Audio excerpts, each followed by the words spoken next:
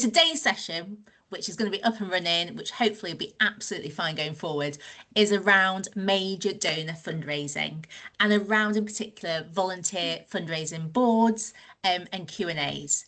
So some of you may have joined me before for previous sessions. So this one's going to follow a similar format. I'm going to start off talking about the topic in a little bit of detail, a bit of grounding work. But by all means, if you've got questions or you want to ask something, feel free to either put things in the chat as we go along, or feel free to pop your hand up as well.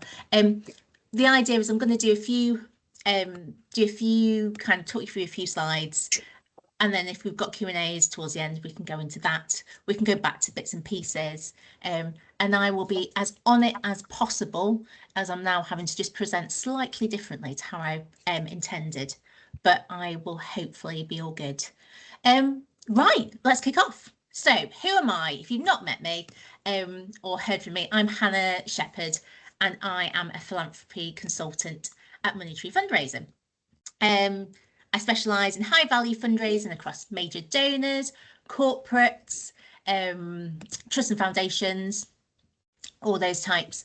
And I've been in the sector for, gosh, a long time now, obviously looking great for it. I think probably coming up to 16, 17 years.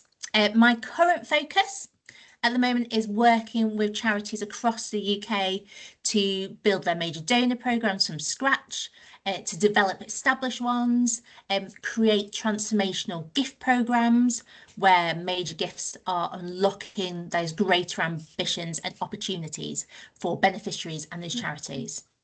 So today I'm going to be sharing my knowledge around volunteer fundraising, which I absolutely love. I'm a bit of a nut when it comes to everything volunteer fundraising boards, how to create, establish, mould, change, and get over all those hurdles. And today's kind of session came out of a two-part webinar that I've been doing over the last couple of months, where we basically had loads of questions that we didn't manage to get through. And I thought, actually, let's open it up and do a bit of a Q&A for those that couldn't attend and might want to learn more or ask questions today.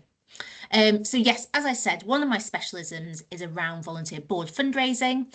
And over the years, you know, I've worked with boards from anything that raise £100,000 a year to probably £3 million plus. And I use this with Money Tree Fundraising to support charities now set up their own volunteer boards.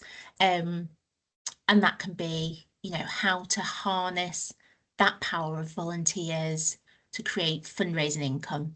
And I'm a great believer that the size of your charity is irrelevant. So any charity can have a volunteer fundraising board and attract high value gifts. And I think that's brilliant. And today I'll kind of talk you through about how you can harness kind of long-term support to build networks, which will ensure that your fundraising remains resilient and can withstand any future challenges across our sector. So, quick thing I want to just cover off to start is around some key terms. So today I'm going to talk about things like volunteer fundraising board. So that's a group of individuals who come together to raise significant funds. In this context, I'm going to talk more around high value fundraising boards. You can get some that are fundraising boards aimed for raising smaller amounts. So in this kind of webinar and kind of sessions today, we're talking a bit more about high value, major giving level gifts. So that'll be in the thousands and unlocking more of those opportunities. But my caveat is that some of the skills and some of the techniques can be used at both levels of fundraising. Senior volunteer, so that's a supporter from your organisation who has access to high net worth individuals or could influence other like-minded people. Development board, a term you might have seen used quite a bit. It can be another term for a volunteer fundraising board, but it's not always fundraising specific when we come to development boards. So Just bear that in mind, that sometimes charities talk about development boards, sometimes they're very much focused on fundraising, sometimes they're a combination of other skills, and we'll quickly cover those today as well. And then also leadership giving. So this is a term you might come across in the sector, and this is kind of referring to that peer-to-peer fundraising that occurs, which is great. So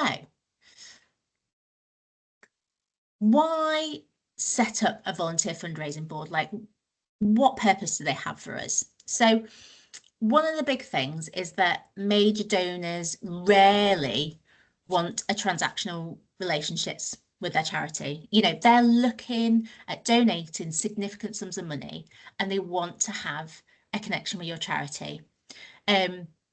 They don't want to necessarily feel like they're propping up your charity or they're the only one offering support.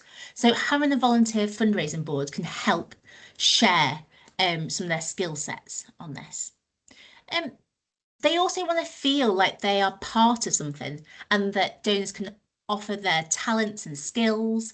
You know, some of your senior volunteers, they want to help you unlock more high value donations. They want to offer their professional advice and expertise.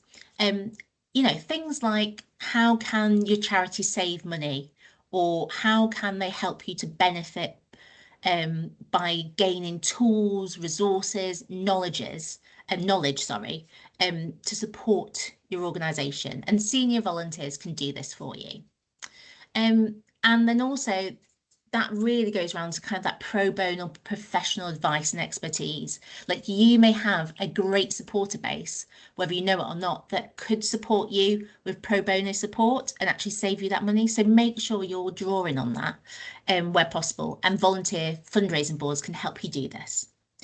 So for more insight on this topic, I really recommend reading the Barclays Private Wealth Report, The Modern Philanthropist.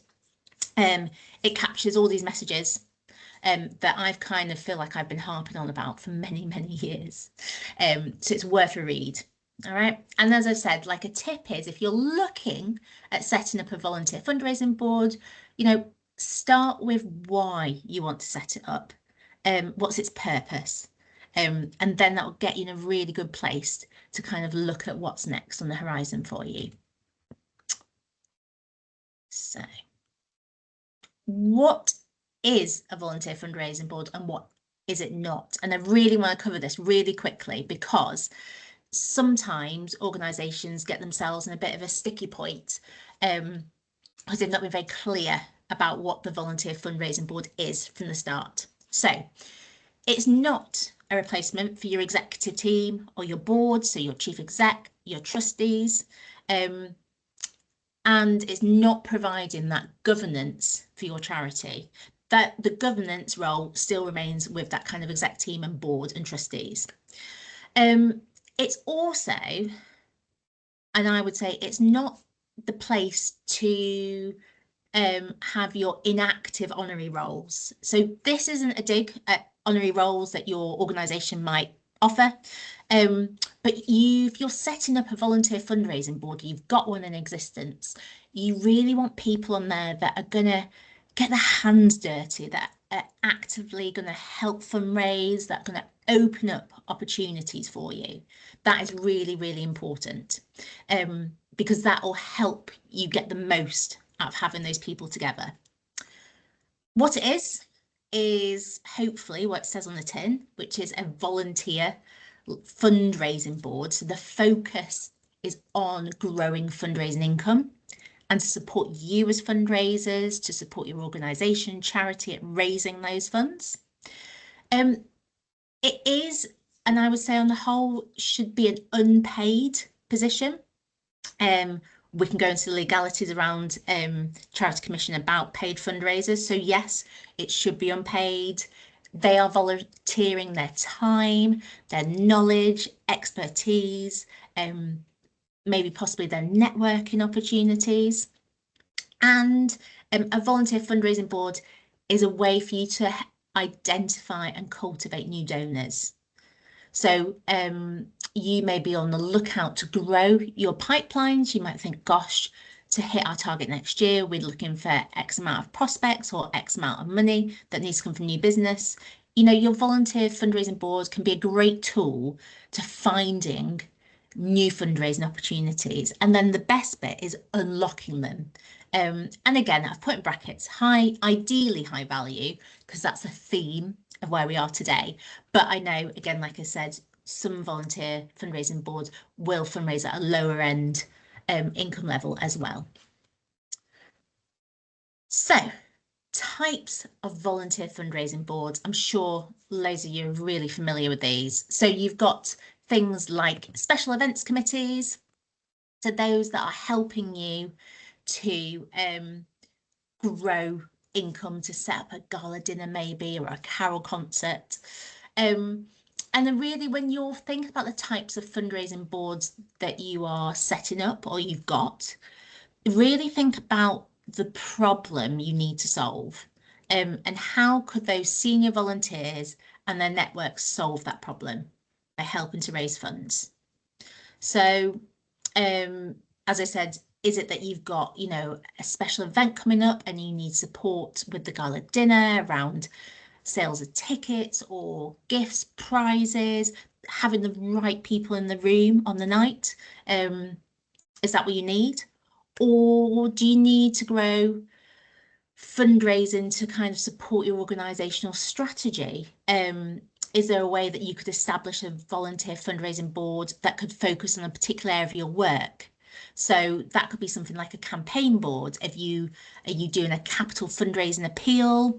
You know, in the past, when we've talked about this, I've talked about, you know, hospices, and there may be some of you on here that work for hospices today, but you know, one example could be, is your hospice looking to deliver more, say, hospice in the community or home services? You know, could your volunteer fundraising board be your local advocates for this programme and help promote it across the area and region, and alongside that help you to raise funds?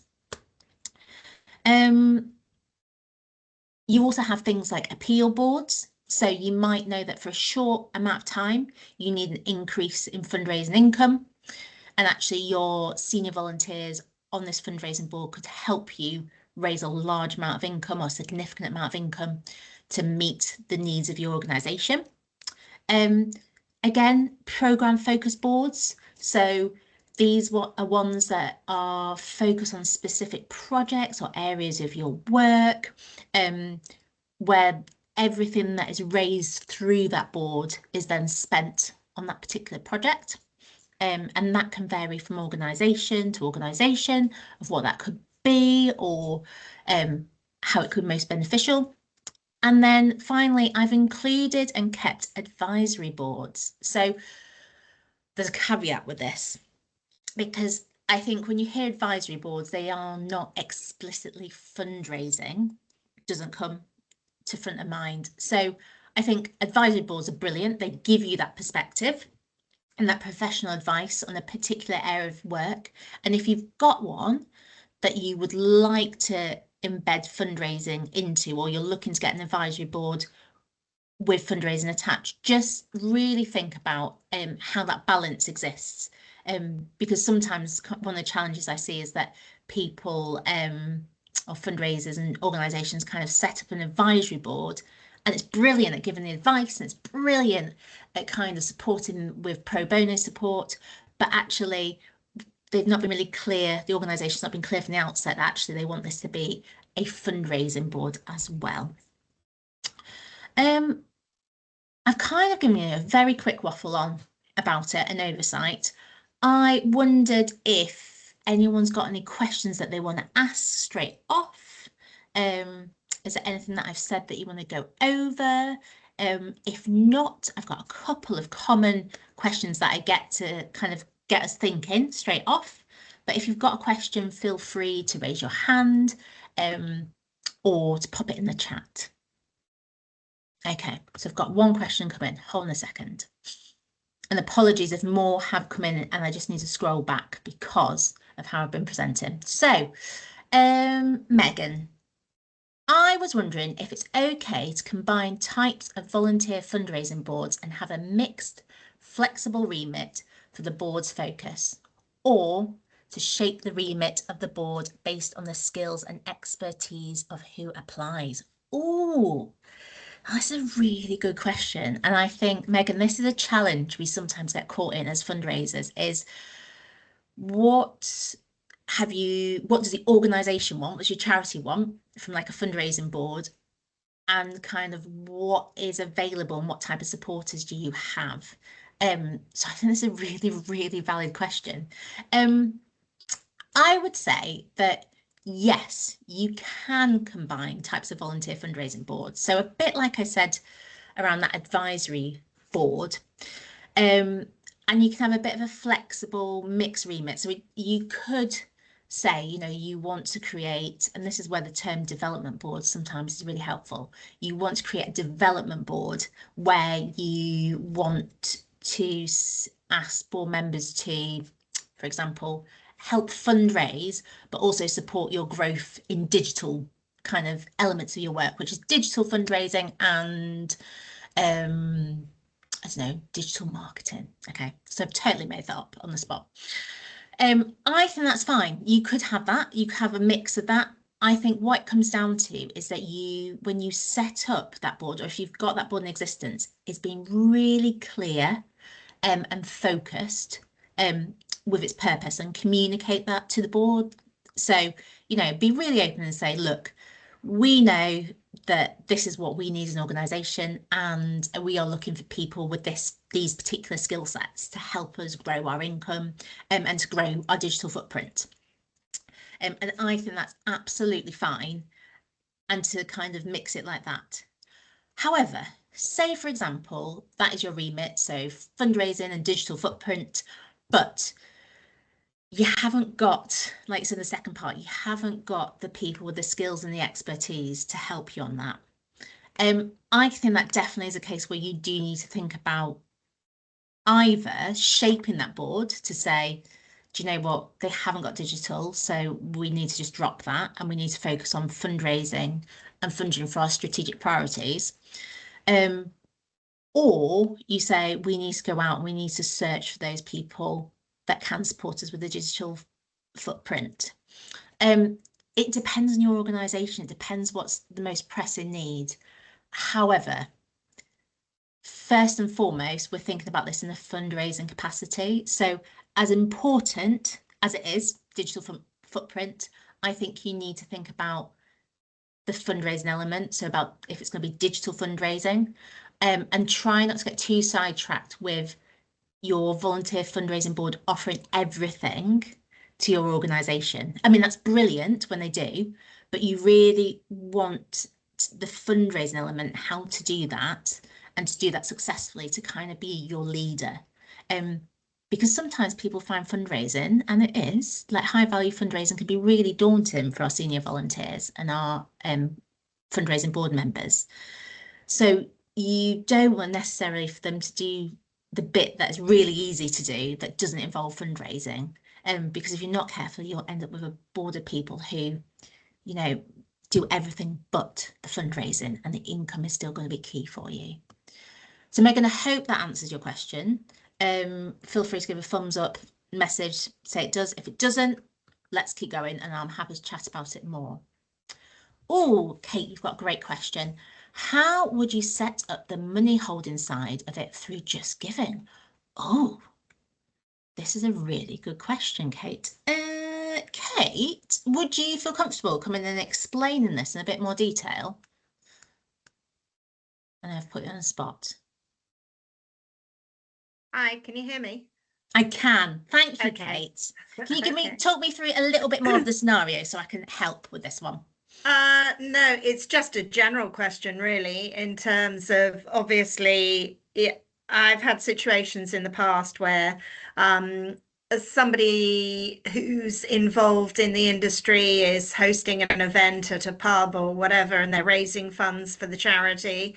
And then there's difficulty in getting the funds across and through, sometimes for whatever reasons. So is it that it's just to try and make sure that everything is safe and secure and it's coming directly to the charity as opposed to going via individuals, really.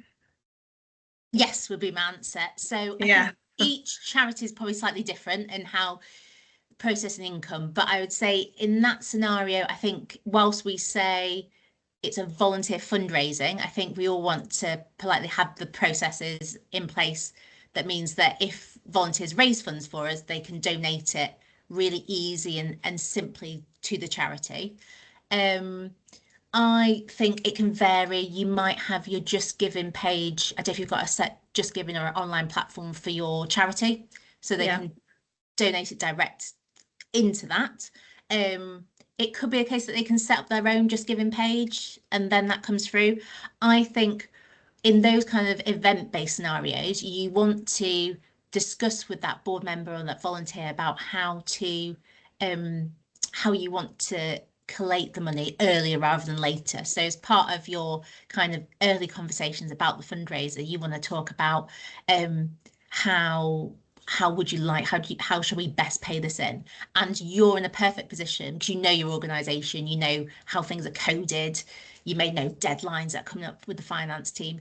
You can guide them through that conversation and just kind of support them, but as much as possible, I think we like to make sure that income's banked and tracked as soon as possible, Yeah. and in line with your policies and procedures as a charity as well. Does that help, Kate? Okay. Yeah. Hayley, is the ideal to have a volunteer invite people to join a board rather than the organisation setting it up and inviting people to join? Hayley, great question. It can work both ways. So, if you follow me on LinkedIn, you've probably seen me post this recently. But there are studies to show, and we can probably vouch for it as humans, that often if we are approached by someone who's our friend or contact, a peer, and they ask us to make a donation, or they would ask us to come and sit on a volunteer fundraising board, they are more likely to join. So if you're at the stage where you're setting up a board, I would definitely be thinking about the people who are well networked, people who are very outgoing, people who are, doers that you want on your board, because naturally they may have the networks and have the kind of contacts to like-minded people that can do that. And you probably also, in high value fundraising boards, you want them to be potentially major donors or influencers of those people who are in the major donor sphere. I think if a volunteer invites someone to join, I think that's probably got the greatest likelihood of being a success. I think you can also do it as an organisation. If you, as a fundraiser, your team, you kind of have identified the who people that could be on the board, I think you can also cultivate ways of approaching those people and getting them on the board as well. I would say there's a big caveat and a bit of a kind of a learning that I've done over the years is that you as an organisation, whilst you want it to be your board to be led or part of fundraisers, there's a big part of this that you need to support your fundraising boards and organisation. You need to give them the direction, and they are an extension of your organisation. So with that in mind, you need to kind of find a way to, I don't want to say vet because vet sounds quite harsh, especially in the current climate, but you almost want to have a relationship with your board members where you kind of all sit down and talk about other possible board members and then kind of discuss the type of person that you're looking for and how to go approach them and how to bring them on board. Because what you don't want to do, and I've seen this happen and I've had it from experience, is that your board members are really, really enthusiastic, which is brilliant, and they want to go out and they want to invite loads of people onto the board. And for various different reasons, you might not need that many people. You might need people with certain skill sets. You may know that a certain person or a type of person isn't quite right for that volunteer board.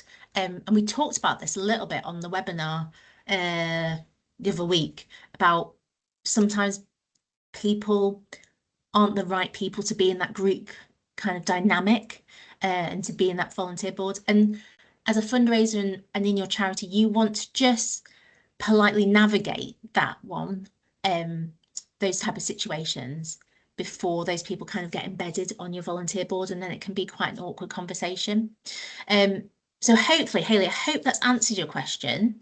Let me know if it hasn't. I'm very happy to discuss it more. But yes, I would say volunteer peer introductions are great. You can also do it as an organisation. But yeah, kind of have some kind of guardrails in place, guidelines to make sure you can still create the board that you need for your purpose for fundraising. Oh, and your second question is, would you advise putting a TOR, so a terms of reference, in place to offer clarity on purpose and what the role of members is? Absolutely. So for those that haven't come across the terms of reference before, for fundraising boards, you can, and most organisations do, put in a terms of reference about the role. And I think this is brilliant because it's a two-way kind of, I'm going to call it contract. It doesn't have to be that formal, but it's both of you know what the expectations are.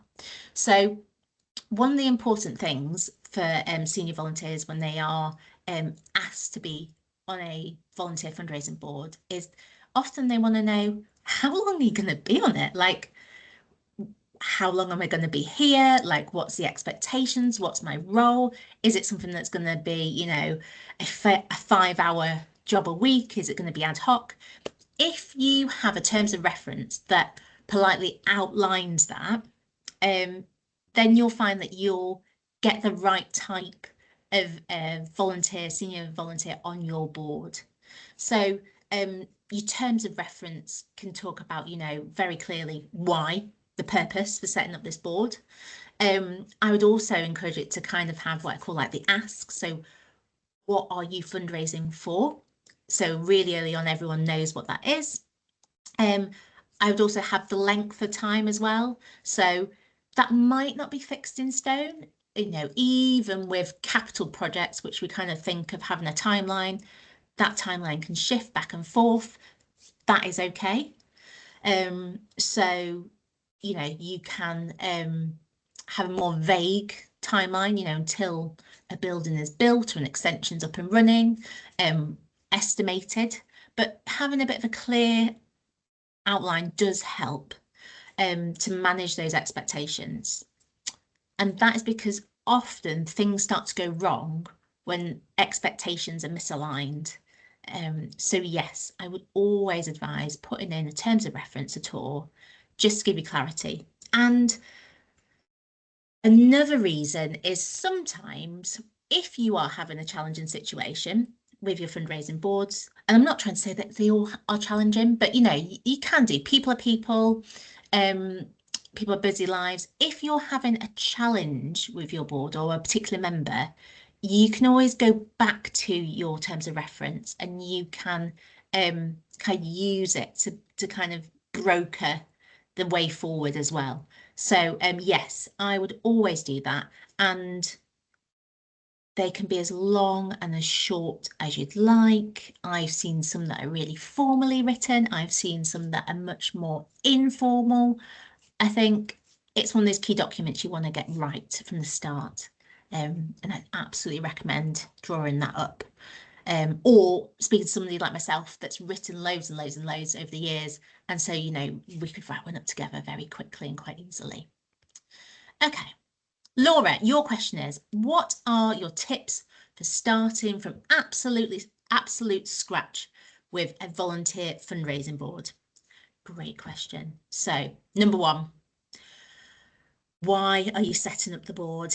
Now, I'm laughing because this is where sometimes internally things can go awry. So from our perspective as fundraisers, we want to set up a fundraising board to support the fundraising, to anchor and open up more fundraising opportunities, to make our own lives maybe a bit easier, as well, and to reach those networks that possibly we can't integrate ourselves into as fundraisers, or our charity hasn't broken into yet. So I would say, think about the purpose. And as a fundraiser, you want to be almost banging the drum about funding and fundraising. Now, I giggled because sometimes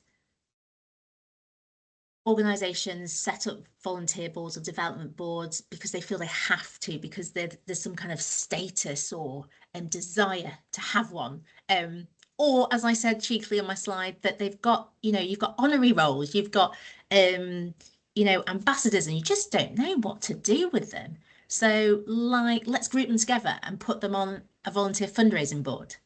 Now, that could go very, very wrong from a fundraising perspective, because if not everyone's aligned on what the purpose is, and the purpose being fundraising, I can guarantee that you won't have lots of conversations about fundraising. You will find that you won't have a lot of support in identifying new prospects. When you're looking to engage certain new prospects or existing donors, some of your board members may be like, oh no, that's not why I'm here. That's not what I'm supposed to be doing. And they may not even enjoy the thanking bit of a gift or long-term support for a supporter, which, would be gutting for you and for your organisation. So, yeah, purpose is really important. And with that, I'd also say you want to get your ask, your messaging really, really right. So, you want to have a really straightforward top line pitch. I've got quite an elevator pitch, but not loving that word today. But you know what I mean? You want to have something that says, by, you've set up this board, and by X date, you want to unlock opportunity for X amount of people in this area of your work, which will give you this impact. So, that abridged bit of your mission statement, or if you're in a charity where you've got kind of that as your strapline or as your kind of working strategy, that's what you want to get out there, and that's what you want your volunteer board to know. So you want to know, why the hell are you asking them to fundraise, and what is it for? You need to get that right. So that would be my two starting tips, is the purpose and the ask.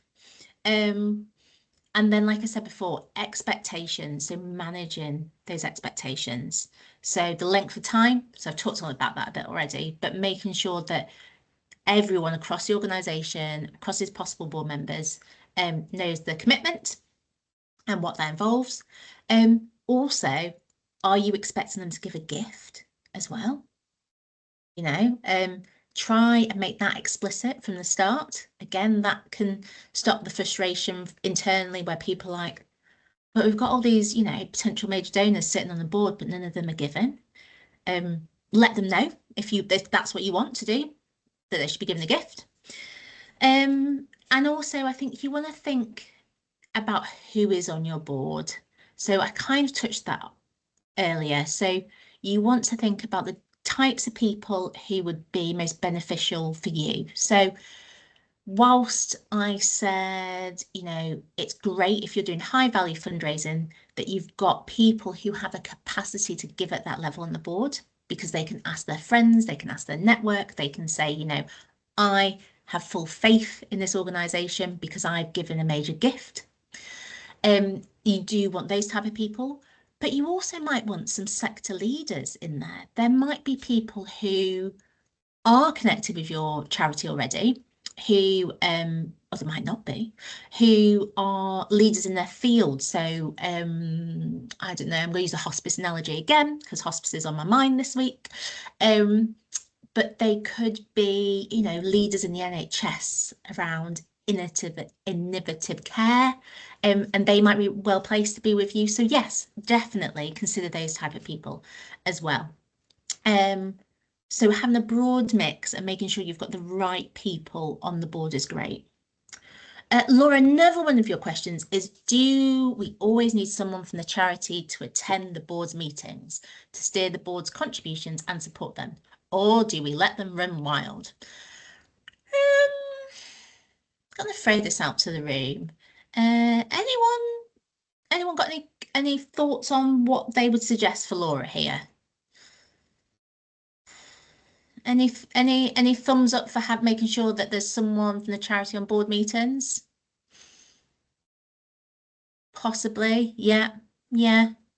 Anyone that does it and they think that you let them run wild, you're happy to let them run wild. Yeah. Rosalind, I can see I'd want to be there from major donors. 100%, right? On this one, if you're dealing with high value giving, you're looking and you're talking about a strategic volunteer fundraising board, you want to be there. So you want either yourself, if it's you that is the sole fundraiser, or you want someone from your fundraising team to be there.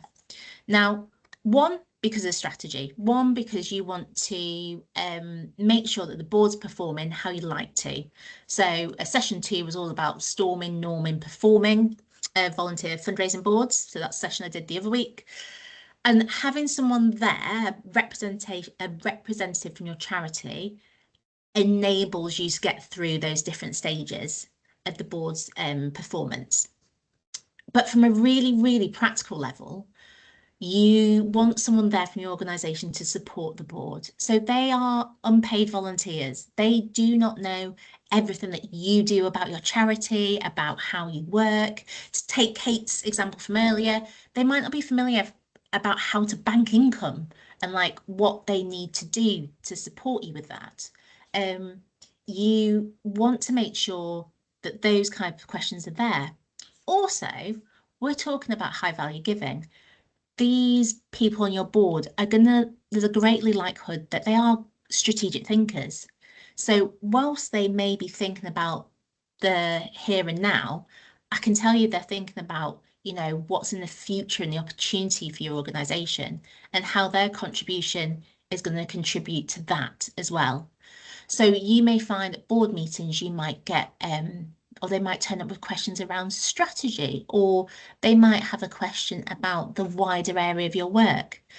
And now that's not to say that you as a fundraiser have to be able to answer that. Oh, no, not at all. You are more than capable, and it's okay to say, do you know what? I'm not too sure. I haven't got the answer for you today. Like, let me find out and come back to you on that. Absolutely fine.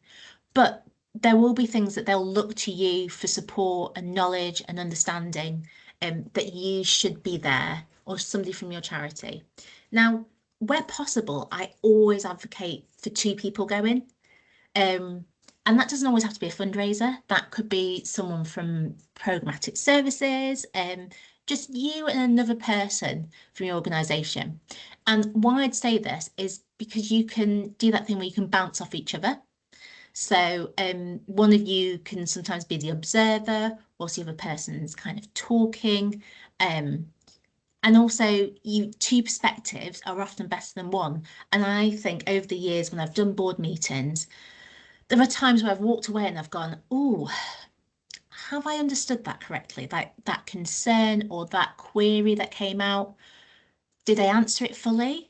Did I really grasp that, and have I got the next steps? Is that the right way to approach it in line of what the volunteer wants?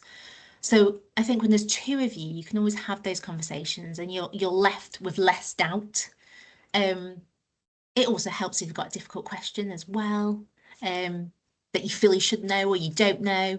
And it also just gives that kind of credibility for the organisation to your board members. They are investing their time, their efforts in supporting your charity, helping you fundraise. By maybe, your time, your hour there will speak volumes to them and actually shows that you value them, rather than just letting them off and do what they want. And we're talking about big money.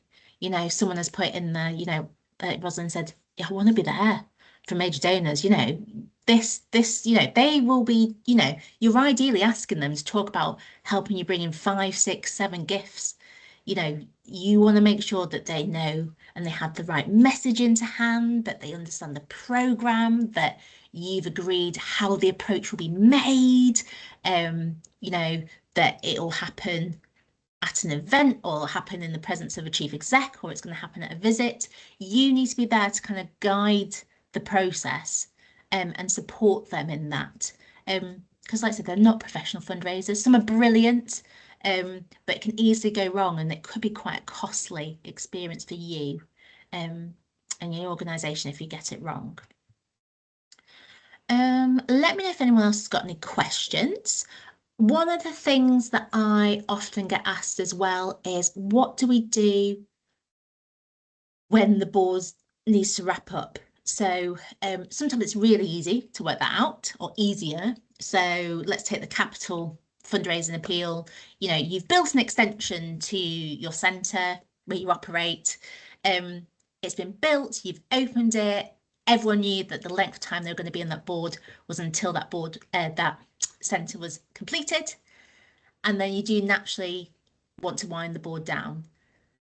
What I'd say is really important is actually thinking about that legacy. There's nothing worse than sometimes a project finishing and then that's it. The charity kind of washes their hands and your volunteers are gone. Now that won't leave a great feeling with those senior volunteers that have helped you unlock those gifts.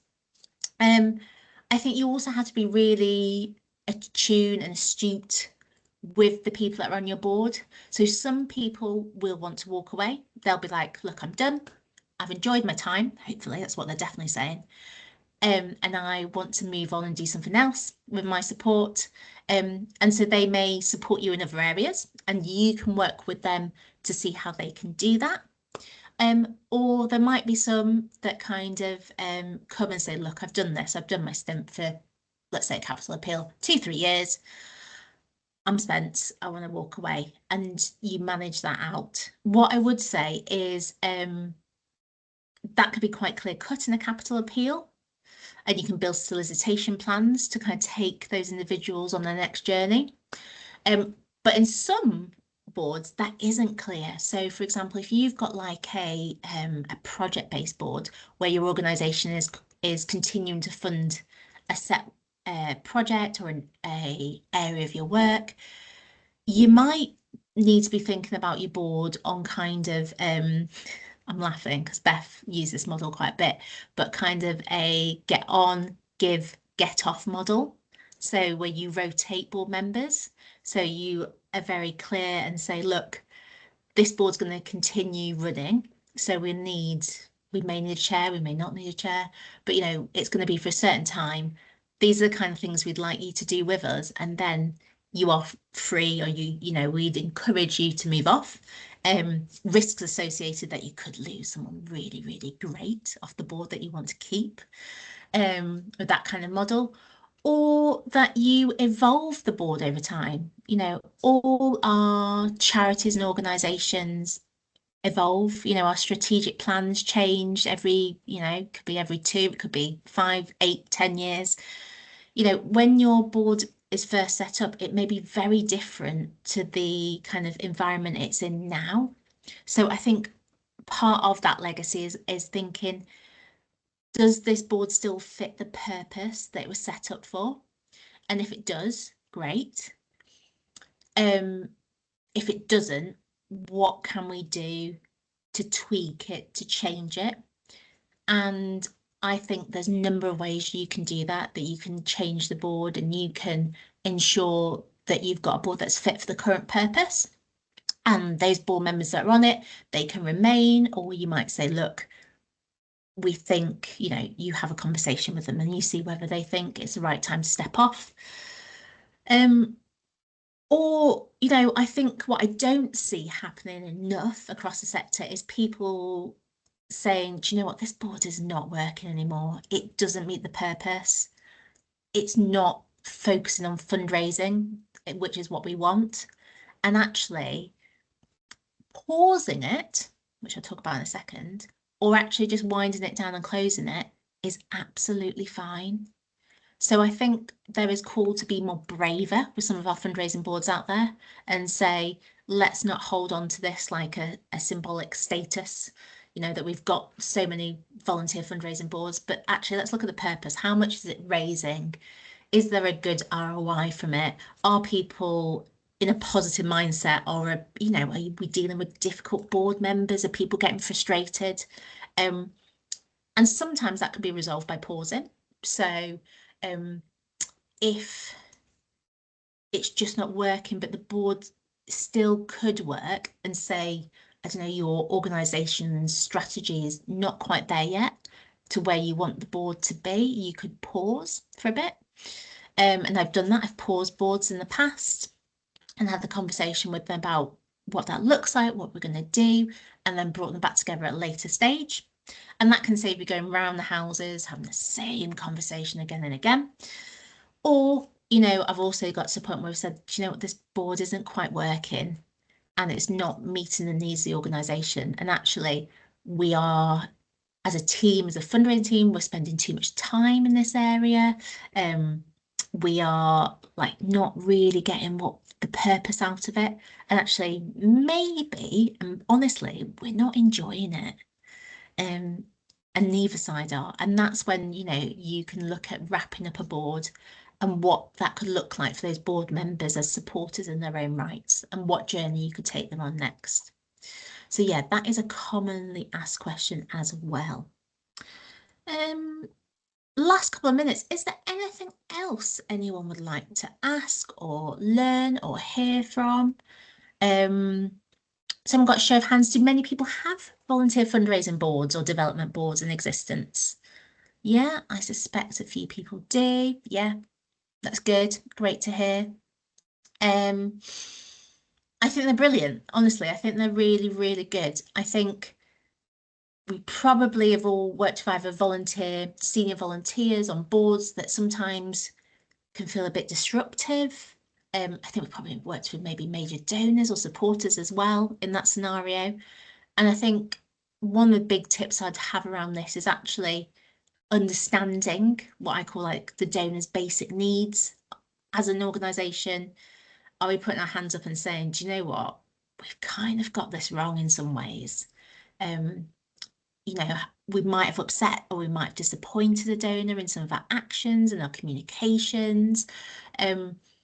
You know, how can we as fundraisers, but not just us as fundraisers, because a lot does fall on our shoulders, but how can we as an organisation work with the senior volunteers to improve that relationship, to take away the friction? Because I believe 9 out of 10 times, I don't think a senior volunteer is being disruptive or difficult just for that purpose. I think that frustration and challenge comes out from a place of goodwill and meaning. It's just that somewhere along the line, we've got a bit of friction between the organisation and the senior volunteer. So in those scenarios, I think go back to thinking about what is it that the senior volunteer wants to get out of supporting your organisation? What are their motivators? What is it that they want to achieve? And there's a variety of different things that could be. And, you know, how is the charity helping them to achieve that, or feeding into that, or enhancing that for them? And is it a balancing and an equal balance in that kind of relationship? And often when you start unpicking those motivators and those kind of drivers for your senior volunteers or your major donors, that's when you understand why the behaviour is how it is. And also being really honest, you know, we get it wrong, our organisations can get it wrong. So how can we change, do something different, communicate better? Communication is at the heart of this with volunteer fundraising boards. You need to make those comms clear, concise, and action focused. If you're not making them action focused, that is often one of the biggest challenges.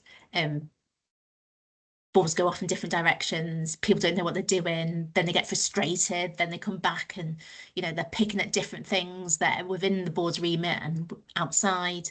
So yeah, action focus is a real strength, a real key. Right, I'm going to say, unless there's any other questions, which I'm always very, very happy to answer, I'm going to say I'm going to wrap up now.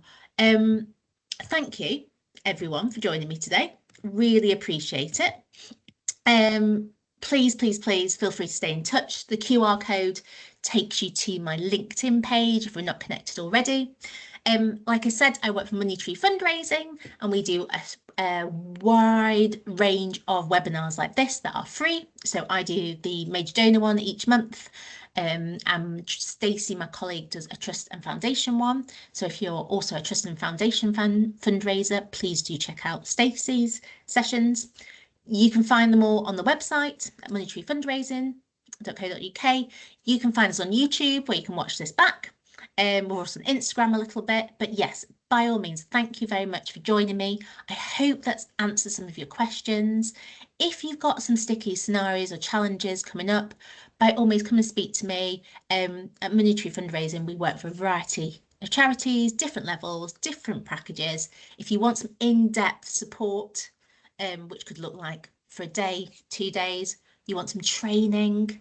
Oh gosh, we haven't even talked about what to do with internal senior management and trustees when we talk about boards, and it all just gets a bit sticky. You know, I'm available to work with you through that. So feel free to let me know.